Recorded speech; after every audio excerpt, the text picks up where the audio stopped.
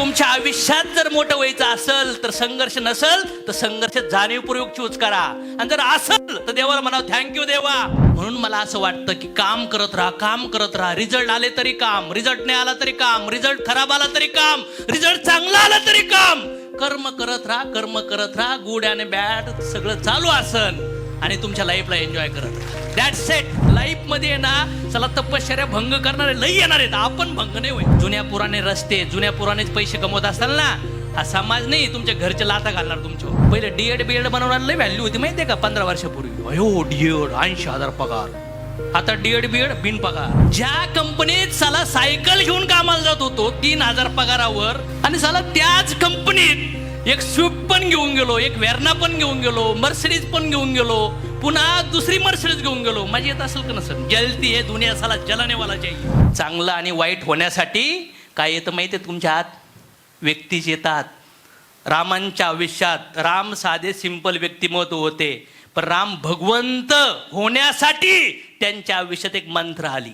मंत्राने कैकेयी मातेच्या डोक्यात विचार टाकला आणि तो विचार दशरथ महाराजाकडून अप्रूव्ह करून घेतला आणि रामाने त्याला पॉझिटिव्ह ॲटिट्यूडने घेतलं. 14 वर्ष संघर्ष केला, म्हणून सिंपल एक मुलगाला आज राम भगवंत म्हणतात.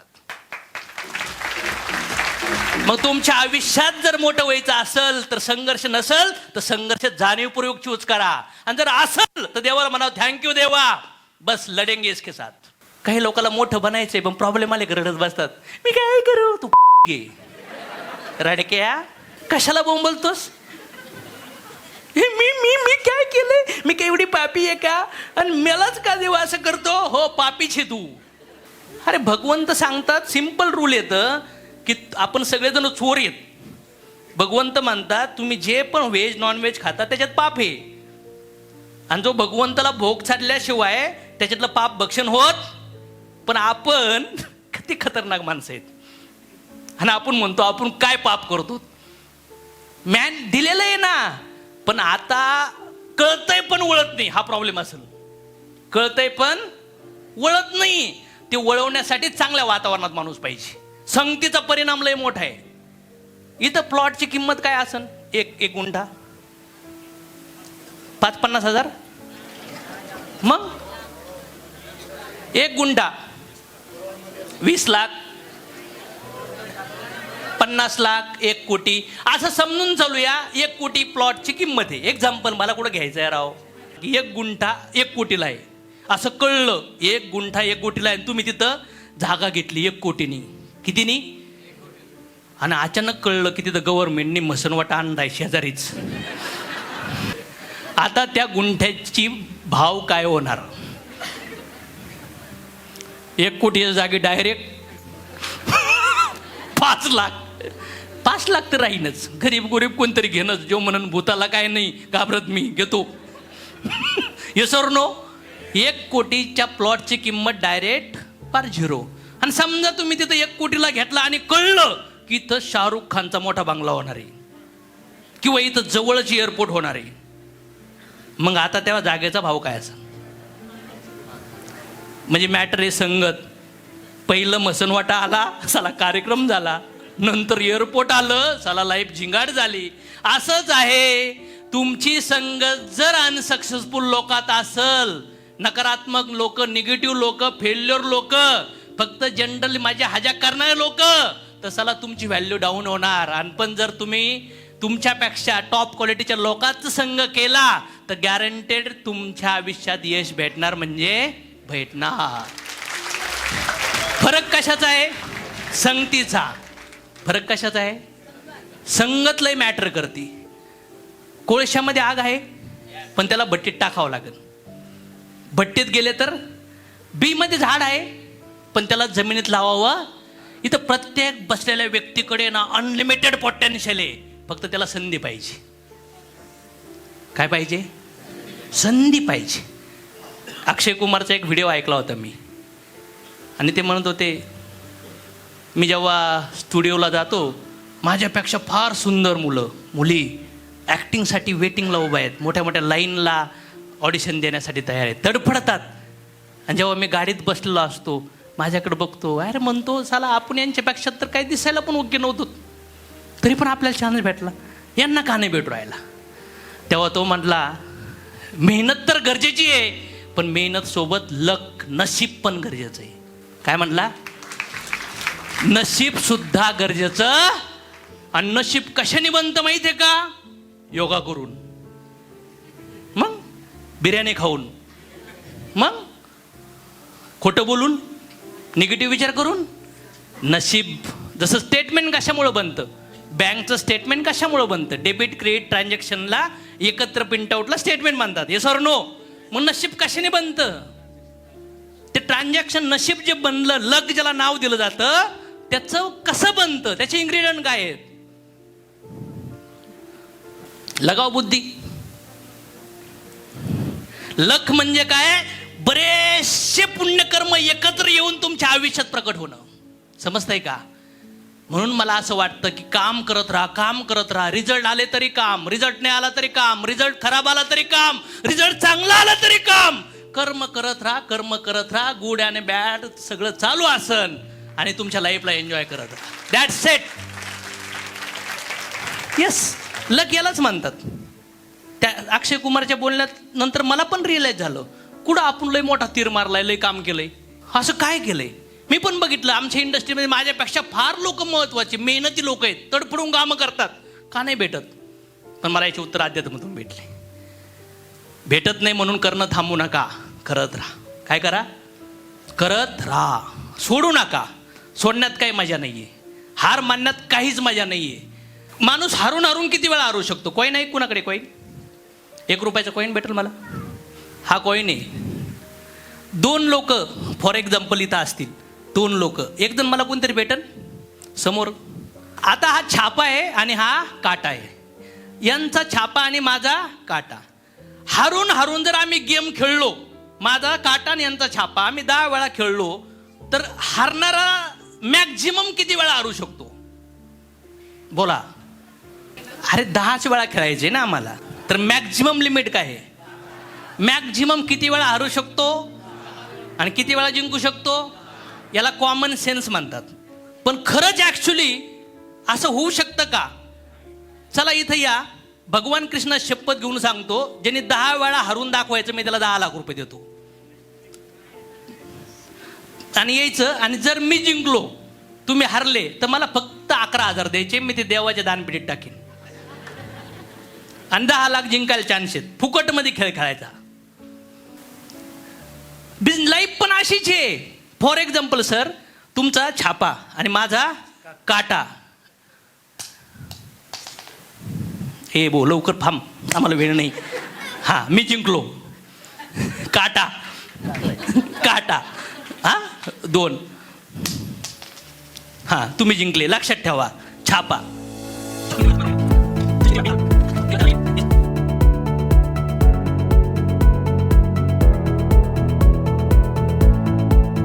काय झालं? 7 वेळा सहज जिंकलेत आणि 3 वेळा मी जिंकलोय. येस, यातून सांगायचं मला काय? एक्झाम्पल बघा, आम्ही 10 वेळा खेळलो, 10 वेळा मी हरलो का? किती वेळा हरलो? 7 वेळा हरलो. किती वेळा हरायचे? किती वेळा? आता तुम्हाला वाटतं का मी पुन्हा 10 वेळा खेळलो तर 7 वेळा हरण? हरू पण शकतो. काहीच नशीब लय डेंजर असतं. नशीब होय तो नाही नाही काहीच नशीब लय डेंजर असतं. ते म्हणतात तुम्हाला नशीबच बदला ना, मग खेळणं थांबू नकोस. जिंकायचं असेल तर खेळत राहावं. कॉईनच्या हातात आहे कुणाच्या? कॉईनचं लॉ ऑफ ॲव्हरेज पण म्हणतं, तुम्ही टॉर्चमध्ये पण ॲव्हरेज 30% रिझल्ट येतो. मग टी व्ही, फ्रीज, मोबाईल, व्हायकल हे सगळं बदललं. सगळं बदललं. पहिलं एका घरात, एका गावात 4-5 टी व्ही असायचे आणि 10-20 जण बसायचे आणि मराठी पिक्चर पाहायचो आपण रविवारी. कोणी कोणी पाहिलेलं आहे? होयला. शुक्रवारी हिंदी कोणी कोणी पाहिलं आहे? त्यानंतर गाणे असायचे. कोणावर असायचे गाणे? अरे बो, सगळे टी व्ही समोर असायचे आणि मराठी पिक्चर. काही ऑप्शन नसल्यावर लय मजा येते ना. तो पिक्चर ॲडव्हर्टाईज सुद्धा आम्ही अशा पाहिजे. अयो किती भारी दिसते. एक आलिपलाईला मायलेक होती त्यावेळेस, माहिती कोणाला कोणाला? आलिपलाईला भूताची. अरे फुल भूत बीत तपश्चर्याला राक्षस बसायचे आणि त्या मालिकेतून मला काय शिकायला भेटलं, जेव्हा राक्षस तपश्चर्या बसायचे तेव्हा हे देव काय करायचे, हवा सोडायचे, पाऊल सोडायचे, साप आणायचे, काही नर्तकी डान्स करायचे येऊन आणि त्यांची तपश्चर्या भंग करायचे. का तर यांना वरदान नाही भेटलं पाहिजे. मला तेव्हा कळलं लाईफमध्ये आहे ना, चला तपश्चर्या भंग करणारे लई येणार आहेत, आपण भंग नाही व्हायचं बॉस. मला त्या सिरियल मधून हे कळलं. मग मला सांगा, हे सगळं बदललं. कोणाच्या घरी black and white TV mobile आहे? कोण नोकिया वापरतं? पण एक काळ नोकिया कोणी कोणी वापरला? सापाचा गेम कोण कोण खेळला? सगळ्यात टाकू टाकू खेळले का नाही खेळले? कुठे नोकिया? नोकियाला लात घातला तुम्ही, कारण की नोकियाने अँड्रॉइड सिस्टम ऍक्सेप्ट नाही केलं. मग तुम्ही पण जुन्या पुराणे रस्ते, जुन्या पुराणेच पैसे कमवत असाल ना, हा समाज नाही तुमच्या घरचे लाता घालणार तुमच्यावर, नवीन मार्गाला ऍक्सेप्ट नाही केलं तर. पहिले डीएड बीएड बनवण्याला लई व्हॅल्यू होती माहिती आहे का? 15 वर्षापूर्वी अयो डीएड 80,000 पगार. आता डीएड बीएड बिन पगार. अरे भाऊ, एक काळ तुम्ही एम एस शेट्टीला पण व्हॅल्यू होती का नव्हती? अरे अशी टिकी मी पहिल्यांदा एम एस शेट्टीवर गेलो, खुर्चीवर बसल्यानंतर कळ आईला काय मस्त वाटते वो साहेब बनणारे मी. आता इथं मोबाईल मध्ये कॉम्प्युटर आले तरी काही लोक एम एस शेट्टी शिकू राहिलेत. समजतंय का? J M S C I T युट्यूबच्या व्हिडिओवर पाहू शकतात, काही लोक आणखीन टायपिंग मध्ये आहेत. आता हे आलंय. एक जणाला विचारलं काय शिकतोय? काय म्हणलं ITI शिकतोय. म्हणलं ITI वाल्याला जॉब नाही, काय करतो आता? टाइमपास म्हणून करू राहिलोय. म्हणलं मग पुढं कसं होईल? काय आता बघू कसं होईल, बापात जर झालं तसं आपलं होईल. म्हणलं तुझी काही चूक नाहीये.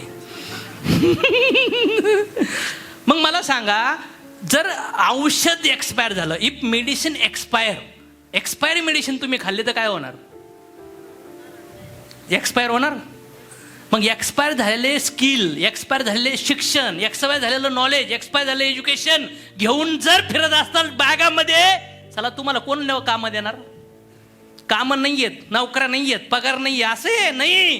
लई लोकांना लई टॅलेंटेड एम्प्लॉय पाहिजेत, पण चला सगळे रद्दी येतात असे. चांगले एम्प्लॉय पाहिजेत कामगार लोकांना. कंपन्यामध्ये चांगले एक्सपर्ट क्लासचे एम्प्लॉय पाहिजेत, डोकं लावणारे. पण येतात कसे? टाइम भेटला रे भेटला. त्या ऑफिसमध्ये कॅमेरा लावले तरी ते असं मूव करून इकडे रील बघत बसतं. आणि याचं काय प्रमोशन होणार आहे गॉमच्याचं? आणि हे म्हणते आमची जिंदगी बदलली पाहिजे. तू मरेपर्यंत ट्रेनमध्ये फिरणार तरी तो प्रमोशन होणार नाही. एकाच कंपनीमध्ये एकाला पगार 10 लाख, एकाला पगार 5 लाख, एकाला 3 लाख, एकाला 30,000, एकाला 7,000. आणि ते 7,000 आणि 15,000 काय बोंबलतो? पगार वाढ होत नाही. तो आहे आपण ठेवली पगार वाढ. तुझ्या आतले स्किल तर तू अपडेट करत नाहीये. जेव्हा मला 3,000चं काम होतं ना, 3,000 पगार होता. एक आर्ट क्वालिटी डिपार्टमेंटला मला कामाला लावलं होतं, परमनंट व्हायचं होतं मला. तर तिथं मी एक ऑटोची मशीन मी डेव्हलप केली. सगळे परमनंट बिरमनंट सातकार केला GMच्या हाताने. चला ट्रेनी पोरग 3,000 पगार आणि एक मशीन डेव्हलप केली. चला तेव्हा पण आपण महिन्याला आहे ना 3,000 पगार होता, पण काम करायचो 30,000चं 50,000चं. कारण की माहिती होतं आज नाही तो भगवान होलसेल के साथ देगा बॉस. कारण की कर्मावर विश्वास होता. आणि मी रिसेंटली गेलो त्याच कंपनीत लेक्चर द्यायला. सगळे परमनंट बिरमनंट मला भेटायला. मी म्हणायचो ए राऊत कुठे? राऊत जो मला मशीन पुसायला सांगायचा. हो, तिथं मी गाडी गेलो 1,10,00,000ची घेऊन. मी म्हणलं इथं बघितलं, म्हणले साहेब इथं सगळे मिळून सगळ्यांचं हायेस्ट पॅकेज वर्षाचं 25 लाख आहे. काय म्हणले? वर्षाचं 25 लाख. आणि म्हणले कोणाकोणतरी ऐकतंय तू 1.25 कोटी रुपये इन्कम टॅक्स पे करतो गव्हर्नमेंटला. म्हणलं हो साहेब तुमचीच कृपा आहे, तुम्ही परमनंट नाही केलं आम्हाला, म्हणून आम्ही दुसरीकडे काम शोधलं.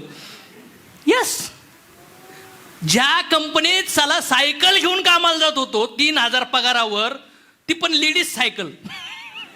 आणि साला त्याच कंपनीत एक स्विफ्ट पण घेऊन गेलो, एक वेर्ना पण घेऊन गेलो, मर्सिडीज पण घेऊन गेलो, पुन्हा दुसरी मर्सिडीज घेऊन गेलो. माझी येत असेल का नसेल? जलती है दुनिया साला जलाने वाला चाहिए.